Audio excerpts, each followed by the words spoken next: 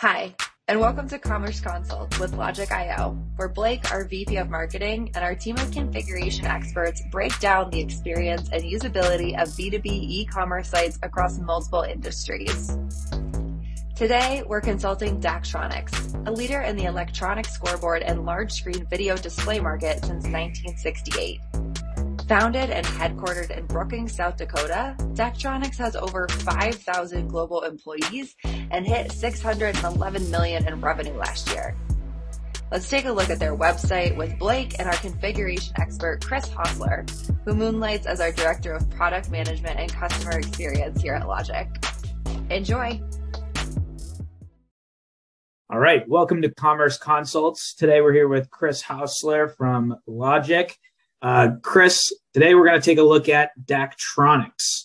So Daktronics is a company that focuses on making scoreboards and other electronic displays. So Chris, we'll get into it here. If you want to start here on the homepage, talk to me a little bit about what you're seeing about the overall ability to find products on the company's site directly from their homepage here. Sure.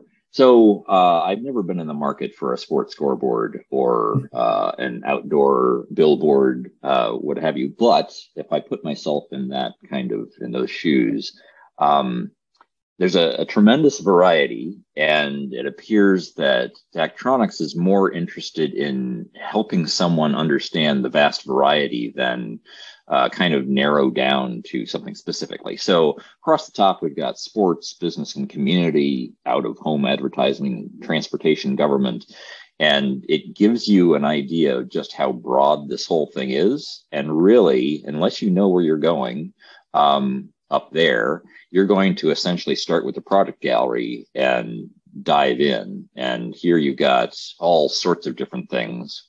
Looks like we started off with sports scoreboards, but you could even go to street furniture, which is one of my favorites, and then start narrowing down. So it's an interesting kind of approach in that they're basically relying on the user to find the visitor to find the kind of display that they need. Whereas if I had my preferences, I would want to, like, as a user, I'd want to actually be asked a few questions to kind of shuttle me down to a much narrower category, right? So it seems like it's pretty easy for me to see, well, this is going to be indoor, outdoor. If I am looking for a sports scoreboard, or if I am looking for street furniture, I probably know that. And those two attributes kind of help me get into it. But if I want to do something that is different in the sports scoreboard world than they have done before, I'm just going to be shuttled to what they've already done. And I think that's a limitation. It may be intentional on Daktronics' part, but I think one of the things that they offer is, here's a very creative thing that you can share with your brand, with your audience, whether it's fans or, a marketing audience. And there's some creativity there that you really don't want to narrow. So I've kind of challenged them to kind of say, how could I organize this in a way to understand what the user is coming to me with their project, so that I don't just kind of put them into a pigeonhole that I already have for them.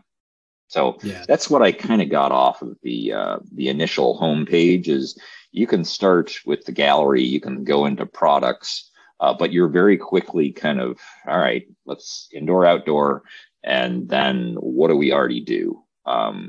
Which can be helpful if I just want to fit into those categories. If I know I have a Wawa that wants to display gas prices, there you go. But I think because of this is so wide open, it would be advantageous to ask a few questions early on and kind of go, okay, so what are you trying to do here? What's your goal? Who's your audience? Right. So, yeah, that makes sense. Something that gathers like a more use case specific set of requirements that you can kind of drive people to, what exactly it is that they need. That makes a ton of sense. So let's now go into one of the actual product detail pages on one of these products. Sure. Pick one of these. Curious when you hit one of these pages. Let's go scoreboards first. Yeah, let's do that. And curious in general for products like these, right, or products in general, what information would you say is some of the most important that you want to surface to a buyer on a product detail page? What do you want to make sure that you're showing the buyer? Well, I kind of want to know. I mean, I think Daktronics tries to do two things. One, they are torn between, answering the why, how are we differentiated from our competition? What is different about our scoreboards? And my response to a lot of the messaging I see here is it feels like those same words are going to be on other competitors' sites. Not sure how I trust you versus them. And then the opposite thing is they go directly into engineering specs. Here's a brochure, a product brochure with, the kind of metal it's made out of and all that sort of stuff.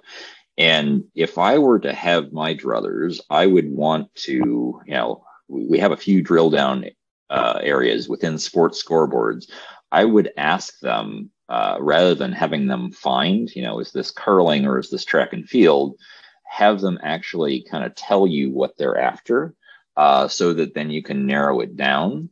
And then you can kind of jump into the appropriate, let's just do park and rec league sports. Then you can drill into the appropriate product. You can see there's a couple of different ways you can get lost in here, depending on which way you click. So narrow down the number of avenues you have, but also take some data from the user that helps them feel comfortable that they're on the right path. Because I've been clicking through here and I'm going, well, that looks cool. That looks cool.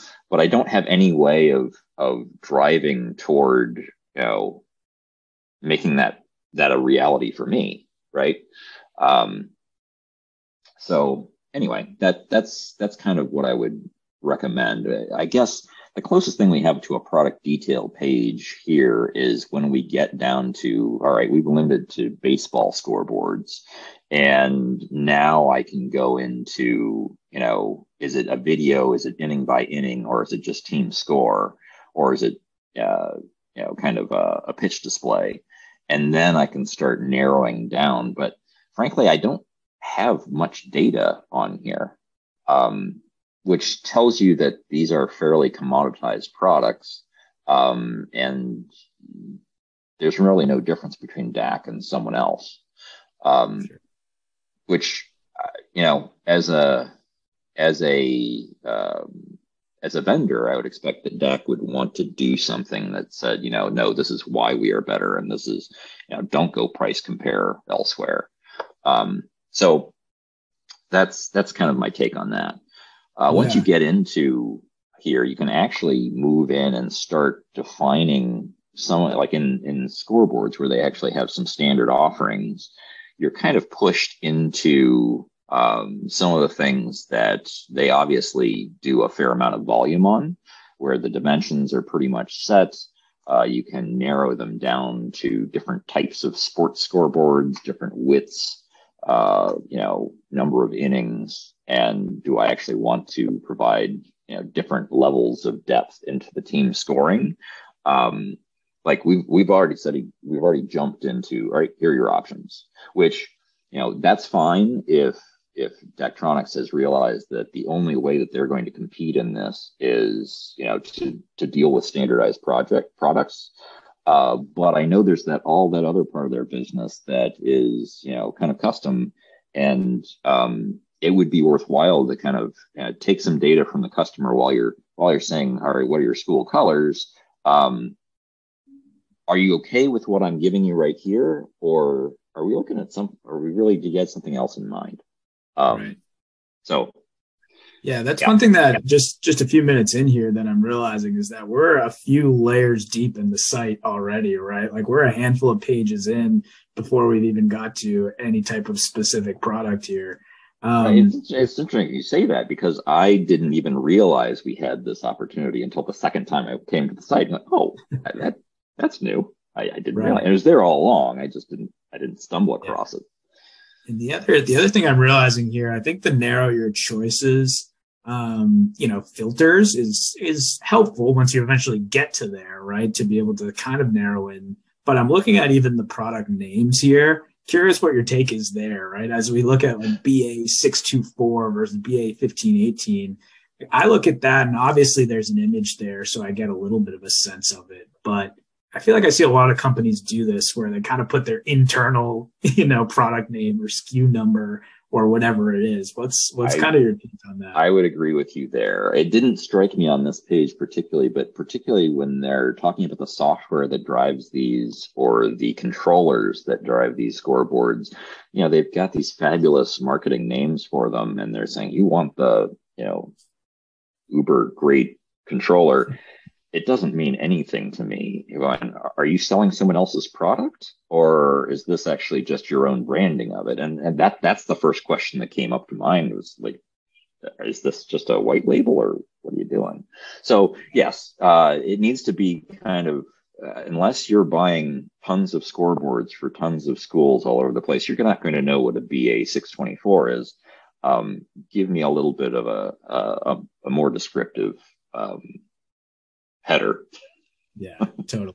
And one thing you mentioned before too is this whole idea of, right, eventually you're going to want to see pricing, right? If you're looking at products and you're deep enough down in the buyer journey, you want to see pricing. So what happens on Daktronics' site when you want to go and understand pricing, especially because it might be a somewhat commoditized market and because, they might actually just be making decisions based off of price if they find what they want.